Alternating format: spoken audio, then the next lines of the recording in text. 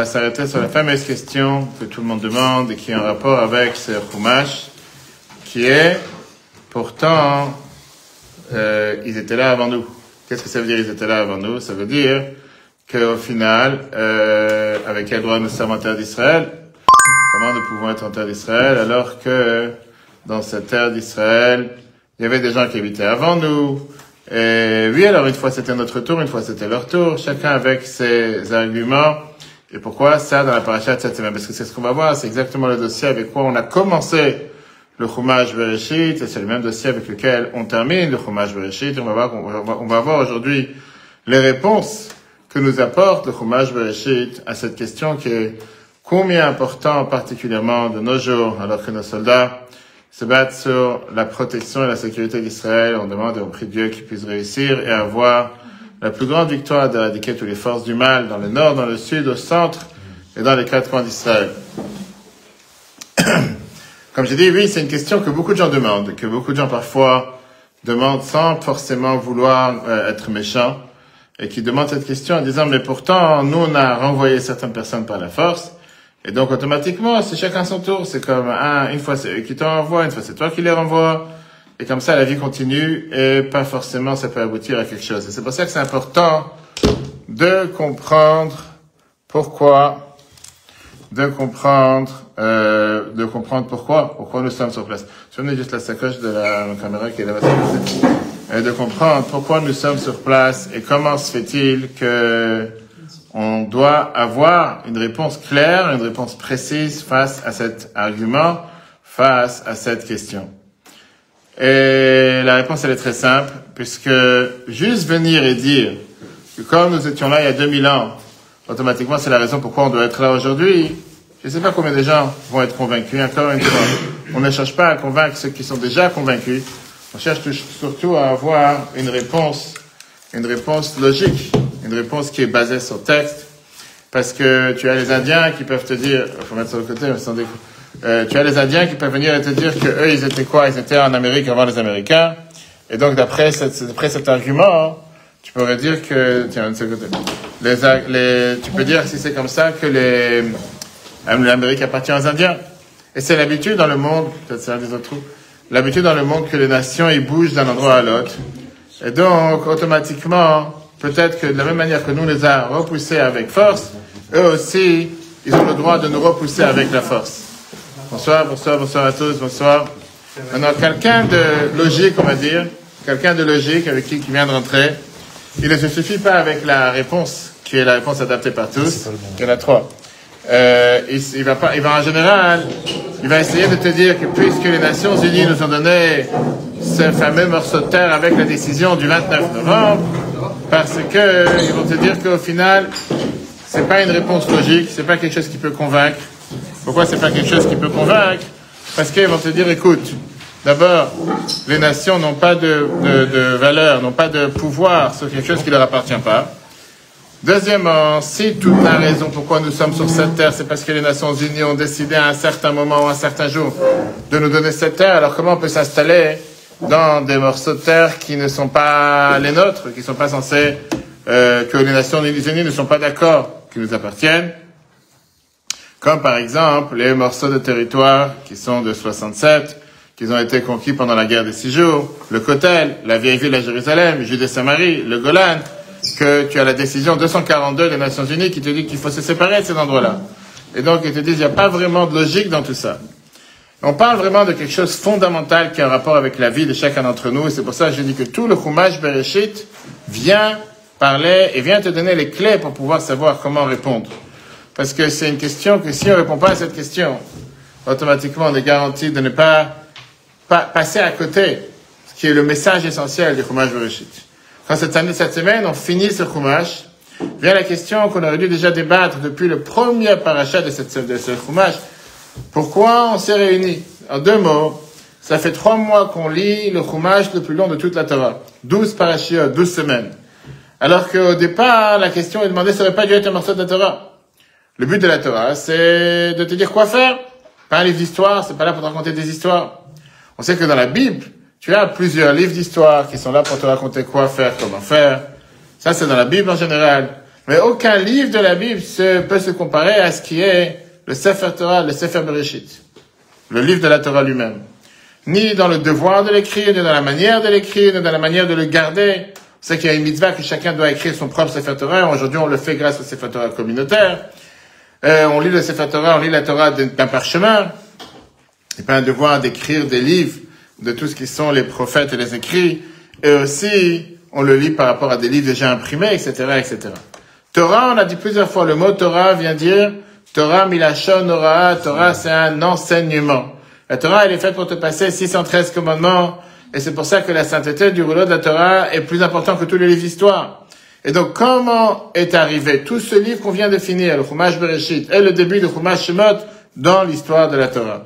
Comment la Torah de Moïse commence avec 8 parashiot longues, que dedans, il n'y a pas une seule lettre qui vient te parler du devoir de faire les 613 commandements.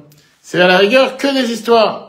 La naissance des patriarches, et la descente en Égypte, et la famine, et les rêves de vaches grosses et vaches maigres, et les rêves, bref, des histoires, on va dire, je sais pas qu'est-ce que ça fait dans la Torah. Ça, c'est au départ.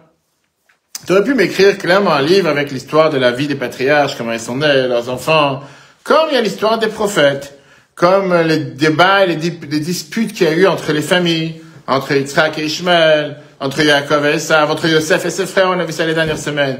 Et ça, d'ailleurs, c'est la question que Rashi commence tout au début de la Torah, la première paracha de la Torah. Rashi vient et te dit clairement que dans le premier Rashi, du premier verset, du premier chapitre, Lo hayat tzarich latchil et Torah la mechadesh azelachem. La Torah ne devait jamais commencer avec ce qu'elle a commencé au commencement. Dieu créa le ciel et la terre. Elle a dû commencer avec le calendrier. Chumash Shemot, chapitre 12, dans lequel Dieu dit avant de sortir d'Égypte, faites-vous un calendrier, fixez les mois, etc. Ça, c'est la première mitzvah qu'on reçoit en tant que peuple juif. Le Maharal, il vient et te dit que la question de Rashi, c'est une question qui est encore beaucoup plus profonde. Parce que le nom Torah, c'est pas seulement les mitzvot, c'est pour te dire quoi faire, comment faire. Et c'est pour ça que la Torah de Moshe, elle est appelée la Torah. Torah Tzivalanu. Qu'est-ce que ça veut dire la Torah? Dans laquelle c'est écrit les mitzvot. Et c'est pour ça que même si le livre de Job a été écrit par Moshe, mais s'il va l'écrire dans un Sefer Torah, on ne pourra pas le lire en public. Ça n'a rien à voir. On parle de la Torah qui est la Bible, qui est le Pentateuque, comme on appelle ça. Rambam, il te dit que les deux seuls Maïmonides, que les deux seuls mitzvot que tu as dans tout le livre, qui sont la circoncision et le nerf sciatique, c'est pas pour la raison pour laquelle on le fait. On fait pas la circoncision parce que Dieu, il a dit à Abraham de faire la circoncision. On voit ça plus tard, dans deux Chumashim, on verra dans la Hamash Vayikra. C'est là-bas qu'on voit la raison pourquoi on fait la circoncision, qui est parce que Dieu dit dans la Parashat Azriah que chaque enfant de 8 jours doit se circoncire. Mais pas parce que Dieu l'a dit à Abraham. Et pareil, le nerf sciatique, on voit ça plus tard, pas parce qu'il a dit à Yaakov. Nachmanide, il vient et te renforce encore plus la question. Disons que tu dois écrire tout un chapitre sur la création du monde. De toutes les façons, on voit comment la Torah ne te dit pas ça en long et en large, en tous les termes. Et donc, c'est quelque chose qui est d'une manière très très courte, le peu que la Torah elle a écrit. Elle aurait pu te dire ça clairement dans les 10 commandements, comme on le dit tous les vendredis soirs et Shabbat dans les Kiddush, une phrase qui est Ki sheshet yamim asa Hashem et hashamayim bet haaretz ubayom hashvi'i Shabbat ve'inafesh. En une phrase, ça finit les 10 commandements, les 6 jours de création. 6 jours Dieu il a créé le ciel et la terre, 7e jour il se reposait. Fini. Tu enlèves déjà combien de versets, combien de mots qui n'ont aucun sens. Comme je dis, la question elle est beaucoup plus dure. Pas seulement par rapport à ce qu'il nous raconte dans ce Chumash, mais aussi la manière comment on a le dévoilement de ces épisodes. Parce que la spécificité, la spécialité de la Torah, sur tous les autres livres de religion, c'est que la Torah, c'est le seul livre qui a un témoignage qui a été vu par des millions de personnes.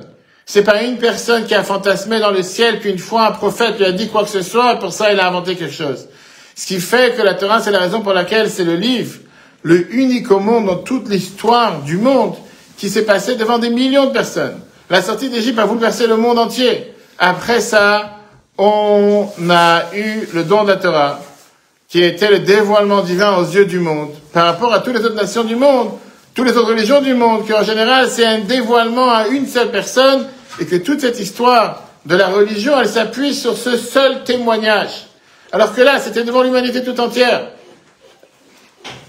Maintenant, oui, quand tu parles du Sefer Bereshit, du livre Bereshit, c'est un livre de croyance qui s'est passé dans un monde de quelques individus, d'une seule famille, d'une petite famille. Et donc sa force, elle est beaucoup moins puissante que ce qui s'est passé après la sortie d'Égypte, les dons de la Torah, etc. La Torah elle-même te fait cette distinction. On sait la fameuse question, pourquoi Dieu commence les 10 commandements? Je suis Dieu ton Dieu qui t'a fait sortir d'Égypte. Et il parle pas de je suis Dieu ton Dieu qui a créé le monde, qui a créé le ciel et la terre. Vient le Kuzari. Et le Kuzari, il t'explique, parce que cette histoire de sortir d'Égypte s'est passée aux yeux du monde. Alors, et donc après ça, tout le reste, c'est quelque chose que, on le voit, c'est pas quelque chose qui s'était passé au début, qu'il y avait pas beaucoup de monde sur terre. Les miracles de la sortie d'Égypte, ils ont une double importance, beaucoup plus important que la création du monde. Le livre de Bereshit, on va dire, c'est plus la croyance. Sortie d'Égypte, c'est pas de la croyance. Sortie d'Égypte, c'est des millions de personnes qui l'ont vu, que eux-mêmes sont sortis d'Égypte, que eux-mêmes étaient présents au Mont Sinaï. Et c'est pour ça que Dieu, quand il vient te donner les 10 commandements, il ne te dit pas celui qui a créé le ciel et la terre, quelque chose que personne n'a vu. Il te dit non, c'est quelque chose que vous avez tous vu, la sortie d'Égypte, etc. Dans le Sha'ar Simcha, à la fin de livre de Varim, il te dit c'est la raison pour laquelle, pourquoi la fin de la Torah est contactée avec le début. Et en rapport avec le début. On termine toute la Torah en te disant, pour tous les miracles que Dieu, il a fait, qu'il a envoyé Moshe pour faire en Égypte, à Pharaon, à ses serviteurs, à ses esclaves, qu'il a fait Moshe aux yeux du peuple juif. On commence avec Bereshit, parce que tous les miracles que Dieu, il a fait en Égypte, c'était Moshe les a fait face aux yeux de tous. Tout le monde l'a vu. Ça, c'était pour reconnaître que même la création du monde, c'est aussi Dieu qui l'a créé, c'est Dieu qui dirige. Ok. Et donc, revenons à la question principale que Rashi demande dans son premier verset de la Torah. Pourquoi la Torah commence avec Bereshit, elle commence pas avec, avoir un calendrier, avec les mitzvot, l'histoire de la sortie d'Égypte, qui sont la base des bases de notre existence?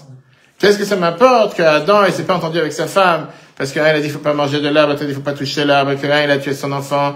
Et toutes ces histoires qu'on a racontées, ça me parle pas de grand chose.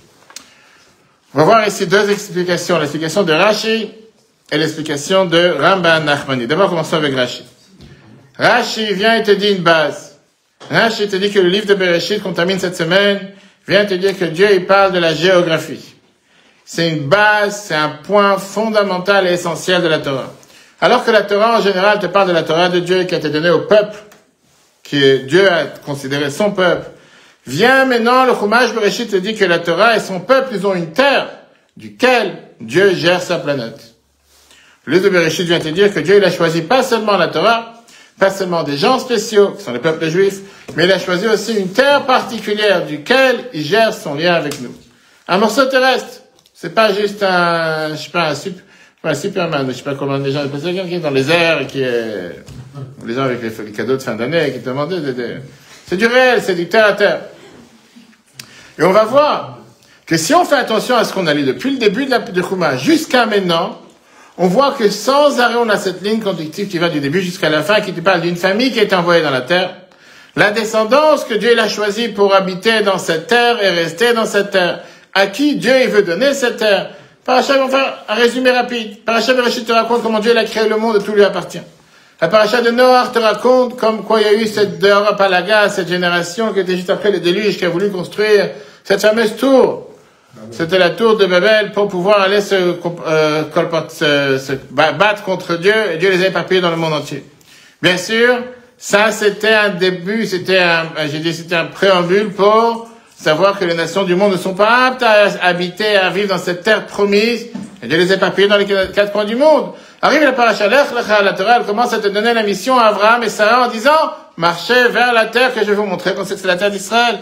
Et la Torah te raconte quel était le rôle d'Abraham et quel était le rôle de Sarah pour comprendre qu'il y a ici un peuple choisi par la bonté qu'ils ont eu, par ça qu'ils se sont donnés corps et âme pour propager ce monothéisme, pour faire éduquer le monde entier. On dit qu'Abraham convertissait les hommes, Sarah convertissait les femmes.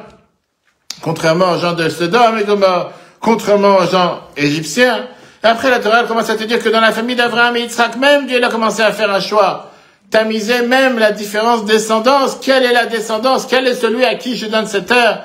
Qui est celui qui va continuer cette lignée de la paracha, de la bénédiction des patriarches dans cette terre? Le cas dernier paracha vient nous montrer comment, malheureusement, on a dû, avec le temps, s'exiler et abandonner cette terre de manière momentanée. Pourquoi? Parce que Yosef, il s'est déroulé en Égypte, comme on a expliqué dans les cours précédents, qu'on peut revoir sur Torah.fr, comme quoi c'était tout calculé de Dieu du début jusqu'à la fin, pour qu'il devienne le vice-roi et pour qu'il puisse avoir ces granges qui sont venues et qu'ils ont emmagasiné toute cette abondance de blé pour pouvoir faire face aux années de famine. Finalement, Yaakov et sa famille descendent maintenant en Égypte pour être sauvés de la famine. Et bien sûr que ça c'était le point final de ce que Dieu il avait déjà dit à Abraham. Tes descendants seront étrangers dans une terre qui n'est pas la leur pendant 400 ans. Ça les a amenés en Égypte, mais qu'après ça, ils vont y sortir. Donc voilà un résumé de tout le Chumash Bereshit. Et donc, si on commence depuis le début, et on ne veut pas commencer au milieu du film, comme certains ont tendance toujours à voir la moitié du film au milieu, on n'a jeté personne de cette terre. Ça, c'est le début de l'histoire. Depuis le début de l'histoire. On est revenu à la terre qui nous a été donnée par Dieu. De manière spirituelle, cette terre s'est élevée, devenue la terre sainte de Holy Land, Eretz HaKodesh, comme ça s'appelle dans toutes les langues, qui ne peut appartenir à personne qui ne représente pas ce qui est la sainteté. Cette terre est apolitique et elle dépend pas de tout ce qui est conquête, qui ne dépend pas de débat politique ou de discussion politique ou de territoires qui peuvent être contrôlés par l'un ou par l'autre. C'est un territoire stérile qui a été choisi par le patron du monde pour le donner à son peuple élu. Quelqu'un qui veut y croire, quelqu'un qui veut être content, qui veut entendre un tel discours, bienvenue au club. Quelqu'un qui veut pas ou qui préfère voir le film à partir de la fin, tant pis pour lui. Ça, c'est la réalité. Pas obligé de faire facile comme tu dis aujourd'hui à quelqu'un, maintenant il fait noir. Qu'est-ce que tu veux que je te dise? Il fait noir. Tu veux tu veux être convaincu qu'il fait jour? Il fait jour. T'es content de dire qu'il fait jour? Alors, il fait jour. Ça changera pas la réalité qu'il fait noir. Maintenant, il fait sombre. D'accord? Et donc, on n'a rien pris des Arabes. Ils ont malheureusement exploité une époque difficile dans laquelle on a été exilés. Oui, la Torah te dit, peut-être à cause de nos fautes et tout ce que tu veux, qu'on n'a pas pu habiter dans notre terre, qu'ils sont rentrés dans nos maisons, qu'ils ont exploité nos maisons, qu'ils ont squatté nos maisons, qu'ils ont habité à l'intérieur. Mais c'est pas parce que tu es venu squatter chez moi pendant des années que demain je dois commencer à diviser ma maison en deux. Et je dois commencer à te dire, bon, le malheureux, le pauvre, il a 10 enfants, qu'est-ce que je fasse? Il a 5 femmes, 10 enfants. Je peux pas le jeter maintenant. C'est pas, une injustice ne devient pas juste, même s'il y a Dieu des centaines d'années. Le fait qu'ils sont venus dans les maisons qui nous appartenaient ne transforme pas ces maisons les leurs. Sans oublier ce qu'on a déjà vu dans un autre cours qu'on peut revoir sur Torah.fr, que la cause ou le mot ou l'invention palestinienne, si ça existe, 1964 ou 1967. C'est pas si loin que ça. Le peuple juif remonte beaucoup plus haut, encore avant l'islam. En 1936, il y avait déjà eu des pogroms contre les juifs qui habitaient en Israël. C'était avant 48, c'était avant 1900, c'était après les pogroms de 1929, c'était avant 67, c'était avant le 7 octobre, c'était avant la guerre de Kippour. Il y avait les Anglais qui ont envoyé certainement cette enquête avec le Lord Peel qui était à l'époque pour comprendre qui est responsable pour ce qui se passe sur cette terre et comment on peut s'arranger, comment on peut vivre dans cette terre. Et ils étaient en train de débattre à l'époque, c'était appelé le commissariat de police anglais qui était dans le Migrash Harussim, dans tout ce qui est appelé l'endroit des Russes à Jérusalem. Et ils entendaient les différents dirigeants, les Juifs, et les Havdil, les musulmans et les catholiques. Et là-bas, il y avait 3 livres sur lesquels chacun devait jurer, prendre serment, avant de témoigner. Il y avait bien sûr le Tanakh, la Bible, et la Havdil, il y avait le Coran, et il y avait le Nouveau Testament. À la fin du témoignage, il montait sur le banc des témoins Ben Gurion, David Ben Gurion, qui à l'époque, en 1936, il était le dirigeant de la Sornout.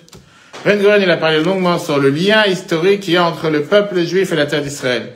Et quand il a fini, le responsable de toute cette mission d'enquête lui a demandé, « Cher monsieur, où vous êtes né ?» Il dit, « À Ploutsk. » Il lui dit, « C'est où Ploutsk ?» Il lui dit, « C'est en Pologne. » Ok, c'est intéressant. Lord Peel, il dit à voix basse, que tout le monde a pu entendre, il fait la majorité des Juifs qui sont apparus devant nous aujourd'hui sont tous nés en dehors d'Israël. La majorité des Arabes qui sont venus témoigner devant nous aujourd'hui sont tous nés ici. Il y a quelque chose qui cloche, quelque chose qui va pas. Et là, il a levé sa voix, il a dit, dis-moi, cher monsieur Ben Gurion, est-ce que tu as un contrat, un Kushan, qui vient et qui témoigne de ton lien avec cette terre? Il a levé la Bible qu'il y avait sur la table, il a dit, ça c'est notre Kushan. Ça c'est la preuve. C'est pas parce que tu m'as jeté de chez moi pendant certains temps, même si ça a duré des années, des centaines d'années, que pour ça, le chez moi n'est plus chez moi. Alors, quelqu'un va dire, c'est quoi? Ça, c'est des bons arguments pour ceux qui veulent croire. Ça, c'est des bons arguments spirituels qui peuvent convaincre les convaincus. Mais la réalité, elle est que ça, ce sont les plus forts arguments qui existent. Parce que la Bible, c'est le livre le plus répandu sur la planète, que la majorité des êtres humains sur Terre croire à l'intérieur, traduit dans je sais pas combien de langues, des millions de gens. Et c'est sûr que c'est le livre le plus respecté chez les catholiques et les musulmans que leur livre est basé sur la Bible. Au contraire, quand un juif va venir avec des arguments qui sont des arguments de procédure, on va pouvoir débattre avec lui. Ah, les Nations Unies. Tout d'un coup, quelques terroristes, dont on sait qui c'est qui siège là-bas, ont décidé de te rendre ce qui t'appartient. Pour ça, c'est notre droit sur cette terre. Mais quand tu viens avec cet argument, le monde comprend, tu sais quoi, il n'y a pas de quoi débattre ici. Parce qu'il n'y a pas un non-juif qui se respecte, qui croit pas à la Bible. Il n'y a pas un non-juif qui se respecte, qui ne comprend pas que la Bible, c'est un livre qui est le livre le plus authentique qu'il y a sur la planète. Personne ne l'a inventé.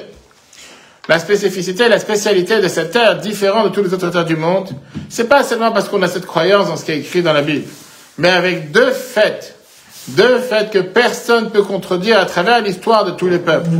Et c'est n'importe quel non-juif, n'importe quel pays des nations peut réagir et peut regarder, et peut croire et peut voir avec ses propres yeux. Numéro 1. La terre d'Israël nous a jamais abandonnés, nous a jamais oubliés, et nous, on l'a jamais oublié. D'abord, numéro 1, la terre d'Israël nous a jamais abandonnés, nous a jamais oubliés. La terre se trouve à un endroit stratégique de 3 continents. L'Europe, l'Asie et l'Afrique. Chaque empire important, à travers l'histoire, a toujours voulu convoiter cette terre. Pourquoi pas la France? Pourquoi pas, je sais pas, va savoir, comment ça s'appelle, l'Espagne, le Maroc ou autre chose. Mais la terre n'a jamais montré son amour à aucun peuple à part Israël. Les seuls pays, les seules époques dans lesquelles elle s'est développée, elle a fleuri, c'était dans les époques dans lesquelles nous étions à l'intérieur. Aucun autre peuple, j'ai oublié, j'avais un papier sur le bureau, j'aurais plusieurs drapeaux. Il y avait les Romains, les catholiques, les musulmans, les Byzantins, les Turcs, les Anglais. Personne n'a réussi à habiter cette terre. Quand nos ancêtres sont revenus sur cette terre il y a environ 100 ans, ils ont trouvé cette terre qui était totalement un désert. Un désert comme c'était il y a 2000 ans. Merci. Quand Rabbi Akiva il est venu avec les Chachamim, quand Rabbi Akiva il est venu avec les sages, devant le mont du temple, et il a vu un renard sortir du Saint des Saints, il a essayé éclaté de rire, comme c'est écrit dans la Gemara Makot. Il vient le marché et te dit pourquoi il a rigolé. Rabbi Akiva il a dit à ses amis, regardez, qui sort? Un renard. Mais les Romains, ils n'ont aucun plaisir de cet endroit. Ils n'arrivent pas à le faire fleurir, ils n'arrivent pas à le faire grandir. Les Romains, ils ont essayé de construire sur les ruines de Jérusalem la ville qui était Ilia Capitolinia. Et au final, les catholiques, ils ont essayé de mettre à l'époque, de créer leur centre de leur croyance. Aujourd'hui, on a un jour aussi, mais c'est un jour qui a été créé par un juif. Ils ont essayé au final de s'installer là-bas et de leur faire la centrale de la religion catholique, et ça n'a pas réussi. Ramban Nachmanide, il est arrivé là-bas il y a 800 ans, il s'est enfui de l'Espagne, et il a eu ses fameux débats avec les catholiques de l'époque. Il est arrivé, il a découvert cette ruine qui était Israël. Et tout d'un coup, il a compris, c'est quoi cette malédiction qui est écrite dans Bechukotai, qu'en réalité, c'est la plus grande bénédiction de l'amour de la terre à son peuple. Dans Bechukotai, chapitre 26, verset 32, Dieu dit, Vashimot Yanet Haaretz, que tes ennemis, les ennemis du peuple juif, ne vont pas être acceptés par cette terre. Tu trouveras pas dans n'importe quel endroit sur la planète une terre qui est aussi bonne et aussi large, et qui était si belle, et qui est aussi si détruite. Depuis que le peuple juif fait partie de la terre d'Israël à cause de l'exil, aucun autre peuple l'a reçu, aucune autre langue, personne n'a pu s'installer et en faire de ce que le peuple juif a fait. Revenons sur la chronologie des royaumes qui habitaient en Israël. Depuis le début des temps, depuis le Chumash Bereshit jusqu'à nos jours, on va voir comment c'est tellement ingrat, c'est tellement injuste, et c'est tellement être de mauvaise foi, et c'est tellement être non correct, et c'est tellement être faux. Quand quelqu'un, il vient aujourd'hui et te dit, oui, mais les malheureux Palestiniens. Quand on reprend depuis le départ, on est à 3761 ans avant l'ère commune. Année 0. La terre des Hébreux, la création d'Adam, Dieu, il appartient à cette terre et il la donne aux Sémites, Hachem, Ever, c'est Ever en hébreu, c'est ivri comme en hébreu, qui est né en 2037 avant l'ère commune. En 1948, d'après la Torah, on est à 1812 avant l'ère commune, Nimrod, qui représentait Ham, l'Afrique, et les 7 nations, le Chiti, Girgashi, Émori, Knaanite, Prizi, Chivit et Yévoussi, ils ont envahi ce morceau de terre qui était à l'époque déjà fertile. En 2488, après notre calcul, 1272 ans avant l'ère commune, c'est devenu Israël, la terre d'Israël, avec les 12 tribus, le roi David, le roi Salomon construit le premier temple. On est 1272 ans avant l'ère commune.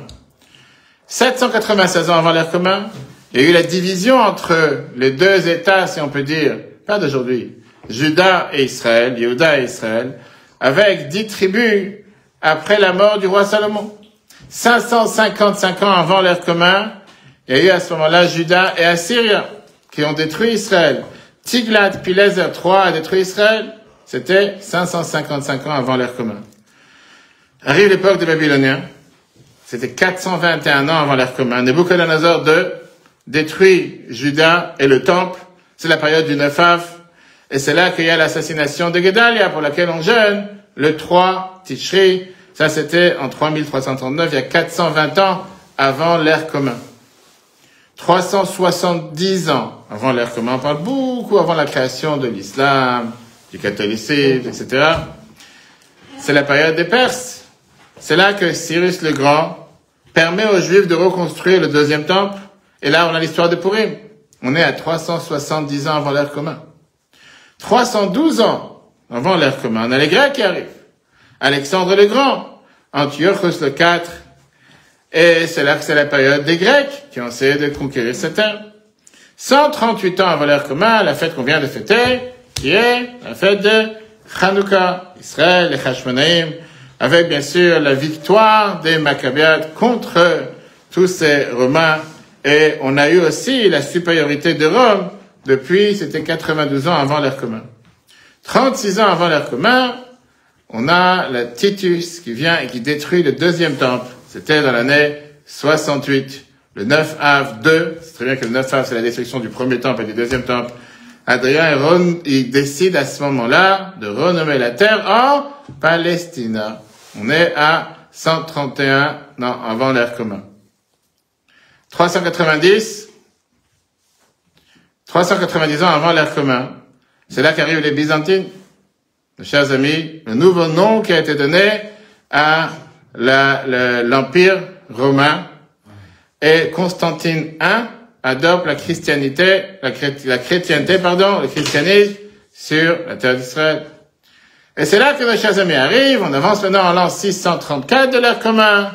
Et là qu'on a le califat, qui est la dôme qu'on appelle ça la maison, qu'on appelle ça la mosquée, Al-Aqsa, qui est construit en 3 temps sur le mont du Temple. On est en l'an 634. Nous sommes aujourd'hui en 2023. Bientôt 2024. Ça veut dire à peu près 1600 ans. Mais on peut pas effacer toute l'histoire jusqu'à présent. Premier temple, deuxième temple, Adam, tout ce qu'on vient de tout ça, c'est pas effacé. Et après, il y a certaines personnes qui vont décider de pourquoi pas. C'est notre mosquée, c'est ce qui nous appartient, c'est le mont du Temple. Ou c'est le mont de 1099 ans, on a maintenant les croisades qui arrivent. 1090 ans de l'ère commune, c'est environ un peu plus de 1000 ans. Et ça, c'est le temps de Rachi.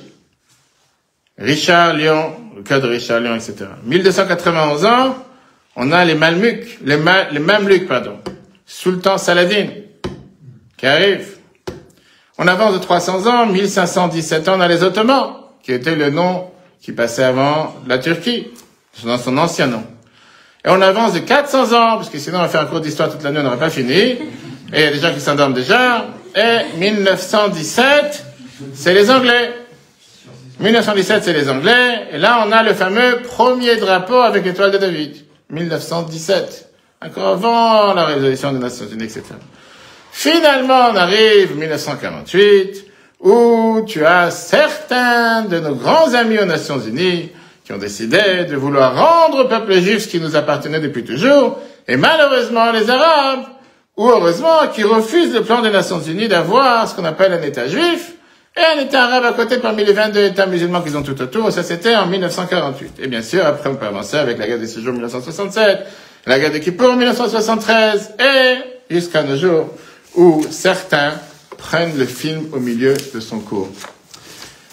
Il y avait une fois un juif qui avait ce qu'on appelle à l'époque à Gush Katif, d'où étaient toutes ces implantations, toutes étaient ces localisations, ces établissements, ces villages juifs dans Gaza, qui ont vécu de manière merveilleuse, qu'il avait à l'époque, ils avaient des serres, où ils envoyaient des légumes pour beaucoup d'endroits dans le monde. Et avant d'être renvoyé de chez nous, il a vendu ça à un arabe qui travaillait chez lui. Après ça, il a essayé de se renseigner chez cet arabe pour savoir comment va les affaires, les serres. Et l'arabe lui a dit, je prie que vous revenez. Vous êtes parti, la bénédiction est partie avec. Je suis assis sous le cerf, je regarde le ciel et j'attends les miracles. Et de la même manière que la terre nous a pas oubliés, nous aussi on l'a pas oublié. Parce qu'il n'y a pas un précédent dans l'histoire des peuples, d'un peuple qui a abandonné sa terre pour presque 2000 ans et qui est revenu. Ça n'existe pas, des peuples qui sont partis en exil, ils ont été totalement assimilés, perdus, ils sont venus, ils ont appartenu maintenant qu'on appelle ça, au peuple national dans lequel ils vivaient, la nationalité dans laquelle ils appartenaient. Nous, on n'a pas arrêté un instant jusqu'à nos jours, même ceux qui sont au Kotel, prient encore aujourd'hui, que Dieu fasse qu'on retourne à Tzion avec miséricorde. Aujourd'hui même, au Kotel et dans les 4 coins d'Israël, on prie la même prière que nous prions en dehors d'Israël, qu'on prie Dieu qu'on puisse se retrouver à Yerushalayim avec Mashiach. Et le moment que nous, on l'a oublié, nos ennemis nous le rappelaient. Il y a des fois des ennemis qui sont venus nous le rappeler en disant, vous pensez que vous êtes chez vous n'êtes pas chez vous. Et effectivement, pour ceux qui se sont pensés en disant qu'on est trop bien chez nous, en pensant qu'on va construire un kibbutz sur la frontière de nos pires ennemis, en se disant, mais c'est des gens qui cherchent qu'à avoir un salaire, qui cherchent qu'à avoir un travail, ils se sont rendus compte que c'est les mêmes qui sont venus pour éventrer, torturer, violer, brûler, déchirer, couper, et après venir voler et caillasser, prendre tout chez eux, jusqu'à encore aujourd'hui qu'on a retrouvé des voitures qui appartenaient à des gens des kibbutz, dans les hôpitaux, l'hôpital indonésien à Gaza, qu'on a dit que c'était des hôpitaux, voyons, comment ça se fait qu'on va, aujourd'hui même, ça c'est ce que les soldats ont trouvé. Des voitures, de ce qui appartenait des gens du kibbutz, etc., etc. Et donc, l'histoire qui racontait, une fameuse histoire, c'était environ il y a 34 ans, l'histoire qui est racontée dans le livre par l'écrivain Roger Kamenet, on peut chercher ça sur Internet, il y a 34 ans, 1989, il y a eu une rencontre intéressante dans la ville de Dharamsala en Inde. Le Dalai Lama, le dirigeant des bouddhismes tibétains, qui a quand même une influence sur des millions de personnes sur la planète, il a invité un groupe de rabbins d'Amérique, il leur a demandé, il voulait comprendre le secret, comment vous avez réussi à survivre. Quel est le secret de la survie du peuple juif? Comment vous existez? Pendant des années, il gère sa communauté, il gère ses followers, ceux qui le suivent du Tibet, qui est le centre de sa religion et de tous ses temples spirituels. En 1959, les Chinois, ils l'ont envoyé, il est parti en Inde.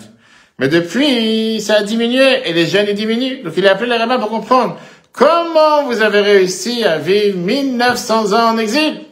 Survivre avec les mêmes, sans État, sans pays, sans quoi que ce soit, sans gouvernement, sans temple. C'est pas quelle est la réponse que les rabbins ont donnée, non, c'est pas. Mais la vraie réponse, elle est qu'on n'a jamais abandonné la terre. On a toujours été présent. Jérusalem, c'est une capitale qui bouge, qui est partie avec les Juifs à chaque fois qu'on est parti. Quand un Juif il est en Espagne, il est à Babylone, il est en Angleterre, il est au Yémen, il a pris un sidour et il prie la même prière qu'on prie tous les jours. On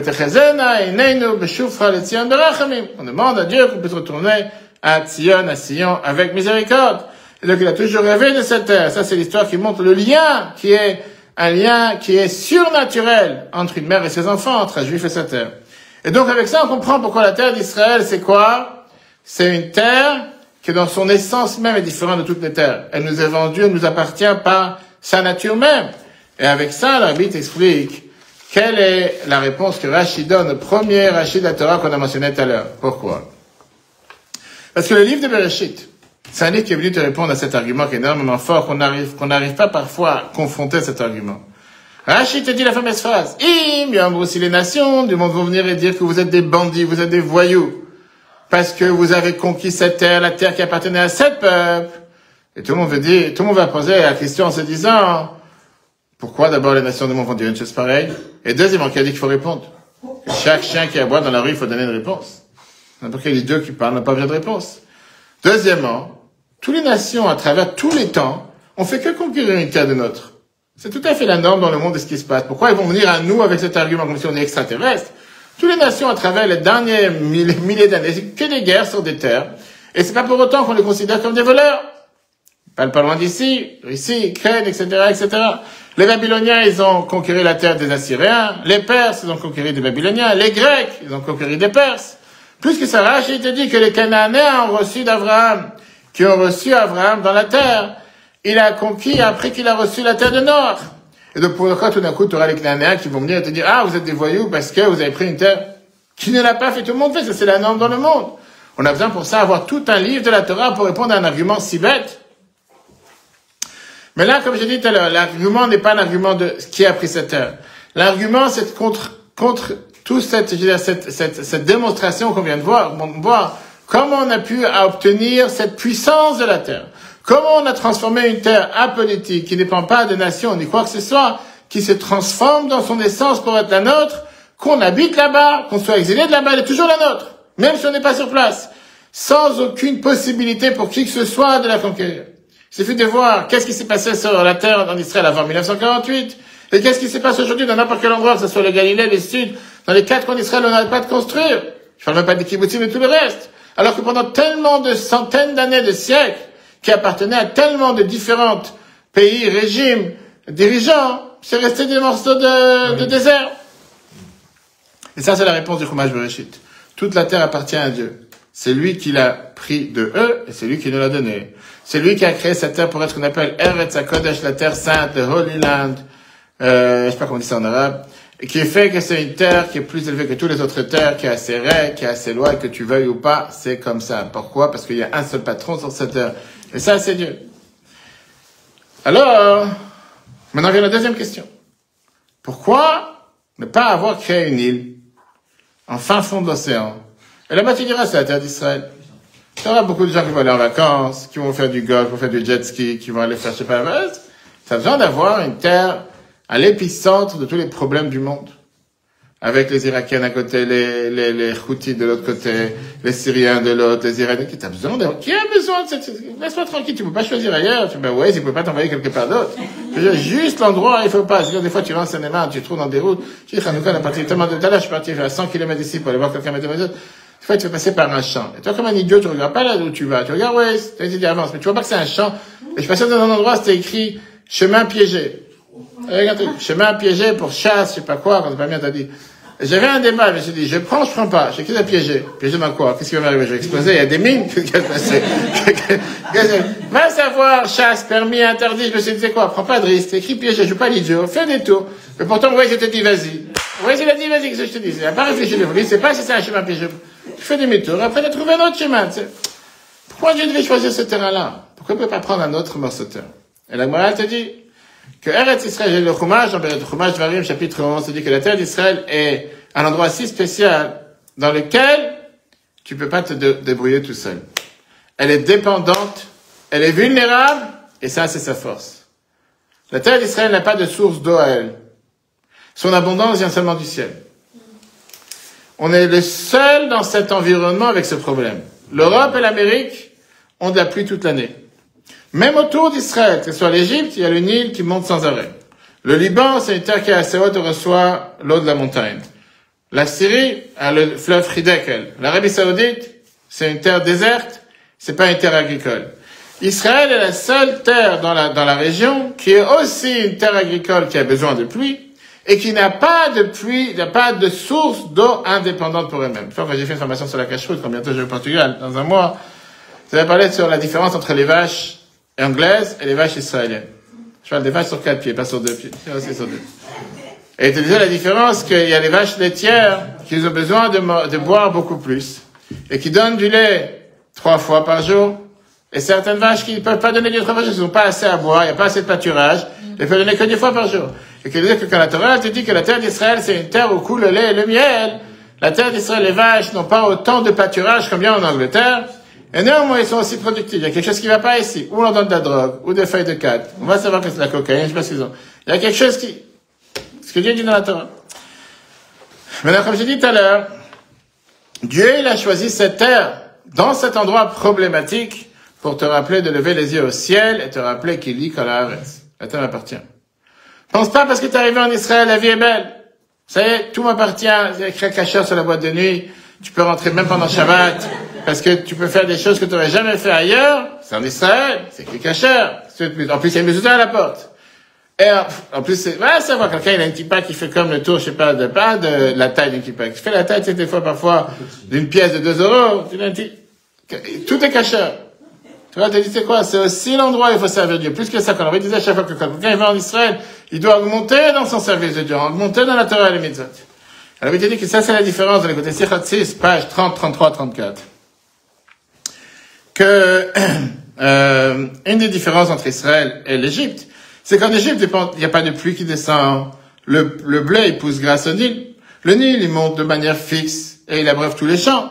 Et puisqu'il voit pas la main divine, donc on peut avoir cette pensée de se dire que c'est ma propre force, c'est mes propres capacités qui a fait que j'ai toute cette richesse. En Israël, la Torah te dit, l'imtar hashamayim tishtemaim. T'as besoin d'avoir la pluie du ciel pour avoir de l'eau. Parce qu'on doit lever les yeux vers le ciel et prier à Dieu. Donc un juif, il sait que même si tu vas mettre tous tes efforts pour planter, semer, tu as besoin d'avoir l'aide de Dieu. Rappelez-moi à la fin, c'est une très belle histoire en rapport avec ce sujet. Et donc au final, les nations peuvent aller n'importe où sur la planète pour vivre et exister. Le peuple juif sait très bien qu'on a besoin de la terre d'Israël, parce que c'est l'endroit dans lequel Dieu a choisi pour faire résider sa divinité sur terre. Au temps du temps, mais malheureusement, depuis 2000 ans, nous sommes en exil, incluant en Israël. Et malheureusement, depuis 2000 ans, on n'arrête pas de demander, à cause de nos fautes, on a été exilés, et demander le retour en Israël avec la venue de Mashiach. Et donc, on doit comprendre ce qui est compréhensible de soi-même, qui veut dire que d'un côté, on parle de notre mérite sur cette terre. Mais il n'y a pas qu'un mérite. Il y a aussi notre devoir. On a reçu cette terre sainte par condition qu'on se comporte comme un peuple saint et à condition qu'on reflète tout ce qui est écrit dans le livre du Tanakh de la Bible. Mais quelqu'un qui d'un côté il a le Kushan dans sa main, qui est la Bible, et qui efface des lignes ou des phrases de cette ligne, et qui prend ce qu'il arrange de ce Kushan automatiquement, le contraint n'a plus sa valeur. Et on peut parler des heures et des heures sur les qualités, sur les avantages spirituels qu'il y a en terre d'Israël. Mais en aucun cas penser un instant que c'est que grâce à Tzahal, et que grâce à nos propres forces, et que grâce à l'homme de fer. Heureusement qu'il y a l'armée, et heureusement qu'il y a les soldats qui se battent, et heureusement que Dieu fait en sorte qu'ils aient la plus grande bénédiction pour réussir, puisque logiquement parlant, on n'aurait jamais pu faire face à tous ces ennemis qui sont contre nous, inclus le 7 octobre, inclus toutes les guerres, la guerre de Kippour, la guerre des 6 jours, si c'était pas cette bénédiction et protection divine qui fait en sorte que les soldats réussissent. Et ça, c'est ce que beaucoup de gens ne veulent pas comprendre. On a besoin des deux. On a besoin de l'armée terrestre et de l'armée céleste. Comme dans l'armée, tu as besoin d'avoir l'armée de l'air, l'armée de terre et l'armée qui est dans la maritime, tu as besoin d'avoir aussi l'armée céleste qui veut dire le spirituel. On a besoin d'avoir et les forces spirituelles, et les mitzvot, et les tefillin, et les tzitzit, et manger kasher, et les mezuzot dans les bases militaires. Tout est un ensemble qui fait que chaque soldat qui se bat épuise sa force, pas seulement de son âme matérielle, qui est l'âme de l'âme spirituelle, comme les soldats nous l'ont dit il y a un mois qu'on était dans l'émission Solidarité Israël, pour la 19e fois qu'on peut voir sur Torah.fr. Maintenant, on a dit, ça c'était l'approche de Rashi. Ramban Nachmanide, il vient et il te raconte et te dit encore plus que ça. Ramban, il vient et te dit que, il essaie de comprendre. Quand tu commences à regarder et décortiquer ce Chumash Bereshit. Puis d'abord, il y a l'histoire qu'on te raconte avec Abraham et Sarah qui descendent en Égypte. Et que Sarah s'est fait capturer par Avimelech. Et que finalement il la relâche parce que Dieu vient les voir, il dit attention, tu vas tous mourir, toi et toute ta famille. Après ça, on a la même histoire avec Yitzhak qui vient à Grar, et Rivka encore une fois s'est fait capturer, une histoire qui se répète sans arrêt. Et on comprend pas du tout toute cette histoire avec le puits d'Yitzhak. Et le Ramban, il vient et te dire, sache une chose, que la Torah, elle te dévoile ici. Tout ce qui s'est passé avec les patriarches, s'est passé avec les enfants. C'est pour ça que la Torah te raconte ça en long et en large. On te dit que d'abord on te raconte les voyages qu'ils ont fait, creuser les puits et les autres pas, pour que quelqu'un peut penser que c'est des choses en plus. C'est même te dire sur le futur, que quand ce cas va se passer à chaque fois des 3 patriarches, sache que ça va se répéter encore une fois. Il faudra agir de la même manière. Parce que le Chumash Bereshit, c'est une histoire en 2 mots, de parents, de père et de mère, d'enfants, qui tracent la route pour les enfants. Ça te donne des standards juifs qu'on doit enseigner aux enfants comment se comporter. Le fait qu'Abraham et Sarah sont descendus en Égypte et la sainteté de Sarah dans le palais de Pharaon vient donner au peuple juif plus tard la force, comment se battre, comment avoir le courage en descendant en Égypte, de montrer leur supériorité, surtout leur sainteté en étant en Égypte. Yitzhak et Rivka sont partis à Grar pour donner la force au peuple juif qu'on va être exilé à Babylone, pour pouvoir être avec toute notre force. Et si on voit ce que Ramban nous dit en un mot, c'est que le plus beau cadeau que le livre de Bereshit te donne, c'est cette appartenance. Pas avec des cheveux de... Appartenance veut dire que quoi? Ça veut dire quoi, appartenance? C'est-à-dire être fier de qui nous sommes. Fier de qui nous sommes, ça veut dire, le fromage Bereshit vient te dire, consacrer cette famille, ce lien de famille qui est, te donner cette spécificité juive qui n'y a nulle part ailleurs.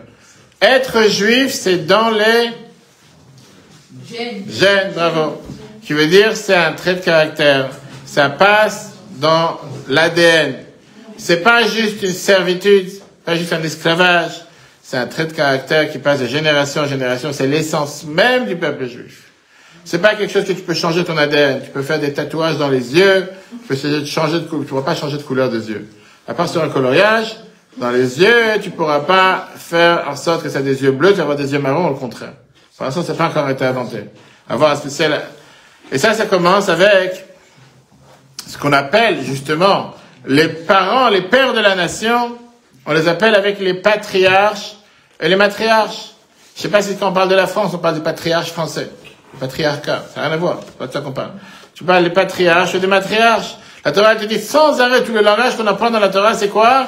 Que Dieu il a juré à tes ancêtres pour lui donner. Alors qu'Abraham, on aurait pu l'appeler avec différents autres termes. Le premier croyant, le premier philosophe, le premier théologue, le premier vassal, le premier général homme de guerre qui a battu 4 rois contre 5, le premier homme de bonté qui a ouvert son cœur à tous, celui qui a sauvé Sodome.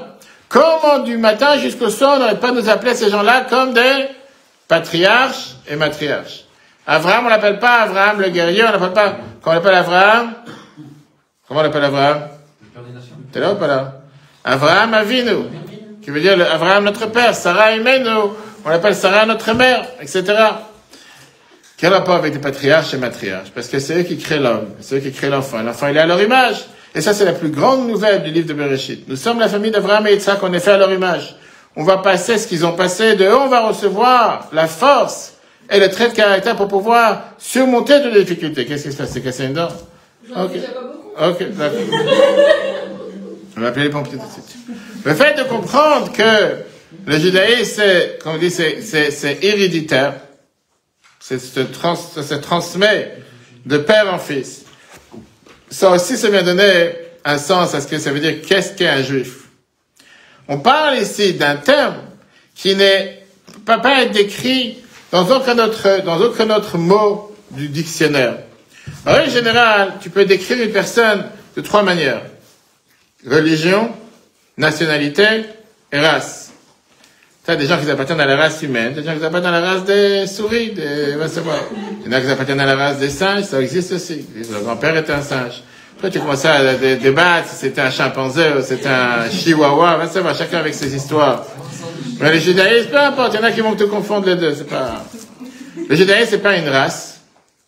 Le judaïsme, c'est pas qu'on appelle ça, c'est pas une religion. C'est pas une nationalité. Même quelqu'un qui ne fait pas la Torah et les mitzvot, il est toujours juif. Et si quelqu'un décide de... On va y arriver. Attends, avant que tu poses la question, on a quand même préparé le cours. Le judaïsme, c'est pas quelque chose qui dépend de nationalisme. La réalité, elle est que la majorité du temps, on n'avait pas de terre nationale. On n'était pas sur notre terre. Tu peux très bien être un juif israélien, français, américain, marocain. Un juif, c'est sûr que c'est pas une race. Parce que n'importe quelle race dans la planète peut être juif. N'importe quel humain sur la planète pourrait être un juif. Et la réponse à ta question, tu la demandes de nord au sud, de l'est à l'ouest, tu peux avoir un juif indien, tu peux avoir un juif africain, tu peux avoir un juif chinois. Comment? Par ça que quelqu'un se convertit d'après la halakha. Donc, lui, il n'y a pas ce prosélytisme. Mais de l'autre côté, je devrais te dire que quelqu'un qui se convertit d'après la halakha, ça veut dire que depuis le départ, il a ces gènes à l'intérieur de lui qui fait qu'il veut redévoiler ce qui était déjà à l'intérieur de lui. Comme on a parlé plusieurs fois, c'est pas pour rien que la Torah l'appelle un converti, guerre chénit gaïa. Un converti qui se convertit. La Torah n'appelle pas un converti, un goy qui se convertit, un non-juif qui se convertit. Puisque quelqu'un qui fait les choses après la halakha, ça veut dire que depuis le départ, il avait ces gènes qui se sont perdus quelque part. Et la réalité, c'est quand tu apprends avec tous ces chromosomes et tous ces différents détails comment fonctionnent les ADN, des fois on te dit que pendant 3, 4, 5 générations, tu retrouves pas le même profil, et tout d'un coup, 5 générations plus ça, paf, ça se déclenche. Comment ça se fait que c'était un gène endormi, et tout d'un coup il s'est réveillé? C'est comme une bombe à retardement. À retardement, pardon. Des fois tu te dis, c'est pas possible. Comment tu n'as pas vu ça pendant 3, 4, 5 générations? Parce qu'en réalité, il y a 3, 4 générations plus tôt, il y avait cette liaison entre ces deux gènes. Alors, c'est quoi le judaïsme? Quelqu'un te demande c'est quoi, est-ce que ça veut dire être juif? Je dirais c'est une âme qui passe de génération en génération, qui est héréditaire comme on était là. C'est un caractère d'une personne qui est ce qu'on appelle le Tanya de Dieu, on a vu ça avec Kislev, Chalek Elokam Iman Mamash, une parcelle divine. Où tu vas, quelqu'un prend son judaïsme avec lui, tu ne le laisses pas tranquille. Et c'est ce sentiment, c'est comme je te dis encore une fois, tu peux aller dans les 4 coins du monde si t'es, si tu as pas des allergies, si tu es, intolérant si tu veux, quelqu'un qui peut pas toucher une certaine plante, ou il peut pas manger un certain poisson, il peut pas te dire, le poisson qui est en France, c'est pas touché. Mais cette plante, allergique, c'est touché. Mais s'il va toucher cette plante en Chine, non. C'est la même plante dans les 4 coins du monde, elle n'est pas différente. D'accord? Maintenant, la question, elle est, alors justement, là, c'est quoi? Ça veut dire quoi? Parce qu'on va tous manger le couscous en radisson, on va devenir des bons juifs. Parce qu'on va tous, je sais pas, mettre tel ou tel habit, on va être un bon juif. Quel rapport? Et c'est pour ça que l'événement majeur, que la Torah, encore une fois, parce qu'on peut analyser chaque histoire du livre de Bereshit qui nous montre qu'est-ce qui est la marque de fabrique du peuple juif. C'est ce qu'on a vu il y a 2 semaines. Environ il y a 2 semaines avec Yosef, qui ne veut pas être séduit par la femme de Potiphar, et il s'enfuit de la femme de Potiphar avant de tomber dans le panneau, comme on dit. Et on parle de quelque chose qui n'est pas logique. Il n'y avait pas de caméra cachée à l'époque. Il aurait pu faire ce qu'il voulait avec cette femme. Personne n'aurait été au courant. Personne n'aurait réussi. C'était pas du tout comme aujourd'hui que tout est au courant. Il n'y avait rien, il n'y avait pas de famille, il n'y avait personne. Au contraire, il aurait pu avoir toutes les gloires. Il n'avait rien à perdre et tout à gagner. Qu'est-ce qu'il a fait? Il n'y avait personne qui l'attendait à la porte en disant, maintenant je t'ai attrapé. Il n'y avait pas un film, il n'y avait pas un rédacteur, il n'y avait rien. Personne n'allait lui demander, pourquoi t'es venu au travail aujourd'hui? Rien. C'était la maîtresse de maison. Je dis où il travaillait. Et c'était quelqu'un que personne ne savait où il existait à part lui. Il était tout seul en Égypte, sans famille, sans rien. Rachid t'a dit la fameuse phrase, qu'est-ce qu'il a fait, qui s'est enfui? Nirata l'odmoud, il a vu le visage de son père qui a apparu. Quel rapport? Il y a beaucoup de gens qui voient le visage de leur père et disent, c'est quoi, laisse-moi tranquille. Laisse-moi faire ce qu'il faut. Personne n'a envie de voir le visage. Leur père leur dit, ne fais pas telle et telle chose. Ce que je fais, je t'embête. Personne d'avoir un visage qui leur apparaît. Dans le livre, c'est écrit que Yosef, il avait le même visage que Yaakov. C'est écrit dans la Torah. Hey, les Tandot Yaakov, voici les descendants de Yaakov, c'est Yosef. Et quand il a vu le visage de son père, en vérité, il a vu son propre visage. Il s'est vu avec cette nouvelle lumière, il savait qu'il n'a pas où s'enfuir. Il pourra jamais se détacher, il pourra jamais se déconnecter d'où il vient. Et où il va aller, il va prendre son père avec lui. Et là est la grande question, et la réponse qu'on donne à des gens qui viennent, des fois des gens te demandant, en te disant, mais quel est le mal, monsieur le rabbin? Cette fille est merveilleuse. Ce jeune homme est merveilleux. Alors il n'est pas juif, c'est son seul problème. Si c'est un problème, c'est pas la fin du monde. Pourquoi ne pas marier avec telle ou telle personne? Et la réponse qu'on vient de voir, c'est quand on te dit que dans un mariage, on s'unit 2 demi-âmes ensemble, qui veut dire que sous la choupa, on s'unit, on devient une seule âme. Quelqu'un qui se marie avec quelqu'un qui n'a pas cette demi-âme, eh bien, il restera une moitié toute sa vie. Qu'est-ce que je te fasse? Alors tu peux rester bien rester une moitié, tu peux rester bien avec un pied et une main. Mais on dit que quand Dieu l'a créé Adam et Ève, si à moi, c'était pas qu'il a coupé en 2, il a fait une main d'un côté, une main de l'autre, un pied d'un côté, un pied de l'autre. C'est pas que ça marche. On dit que c'était 2 corps qui étaient collés, qui les a séparés. Quand quelqu'un, il se marie avec quelqu'un juif parce qu'il a ce gène, il a cet ADN, automatiquement, ça se forme sous la choupa. Une seule, comment on appelle ça? Un neshama. Mais quand c'est avec quelqu'un qui n'a pas cette demi-âme, ben, ça restera une seule moitié, qu'est-ce que je te dis? Après, quelqu'un qui veut rester moitié toute sa vie, mais c'est pour un autre sujet. La Bible avait l'habitude toujours à chaque fois de rappeler dans ses lettres, plusieurs fois il rappelait sur le fait de rappeler les parents de celui qui a reçu la lettre, et les racines, l'origine d'où quelqu'un vient. Et c'était pour rappeler à quelqu'un toujours de se rappeler d'où tu viens, ton arbre généalogique, qui sont tes parents, qu'est-ce qui t'oblige. Et comme dit encore une fois, quand on voit un nouveau couple qui se marie sous la choupa, qu'est-ce qu'on lui dit? Qu'en réalité, c'est cet arbre généalogique qui existe depuis plus de 3000, 4000 ans, depuis Abraham, Yitzhak et Yaakov, qui est en train de perpétuer. Et encore une fois, ça peut se passer seulement sous une choupa. Si malheureusement il n'y a pas de choupa, si quelqu'un se marie avec quelqu'un qui n'est pas de la religion juive, il n'y a pas de racisme ici. Mais sauf que cet arbre généalogique se coupe.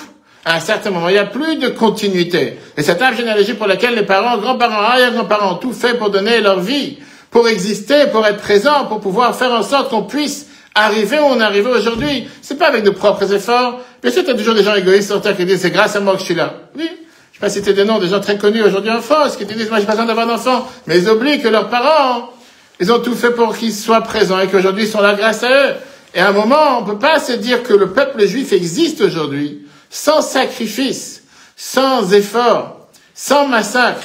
sans survie, de tous ces pogroms, pas du 7 octobre. 3000 ans d'histoire. 3000 ans d'histoire que le peuple juif a été massacré, a eu des pogroms, a eu des histoires, qui s'est fait renvoyer, qui s'est fait chasser, a toujours surmonté. Mais ça a coûté la vie de tant de parents, grands-parents, arrière-grands-parents, arrière-grands-parents. Et qu'aujourd'hui, quelqu'un vienne et dise, c'est quoi? Leurs efforts, j'aurais rien demandé qu'ils se les gardent. Moi, je fais ce que j'ai envie dans la vie. À un moment, il faut être face à la réalité. C'est-à-dire que si t'es là, parce qu'il y a des gens qui ont donné leur vie pour toi. Et c'est comme on dit aujourd'hui, malheureusement, quand on entend tous les matins les nouvelles, encore un soldat qui a été tué, encore 2 soldats, quand il y a encore 8 soldats, encore 15 soldats pour la fin de cette semaine, que c'est des familles entières, des vies entières, c'est des veuves, des orphelins, c'est tous, je dis, c'est sans fin.